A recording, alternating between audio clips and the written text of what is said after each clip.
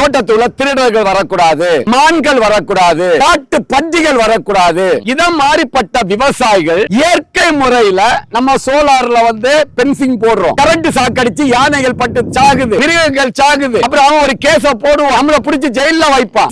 போட்டாலே உள்ள உங்களுக்கு ஆடு மாடுகள் எல்லாம் வராது. அப்படி மீறியும் ஆடு மாடுகள் போகாம இருக்கிறதா இருந்தா செரின்னு ஒரு செடி இருக்கு, செரி கலாக்காயின்னு சொல்லுவாங்க நம்ம தமிழ்ல. அது ஸ்டார் ஃப்ரூட்ஸ் மாதிரி இருக்கும், சிகப்பா.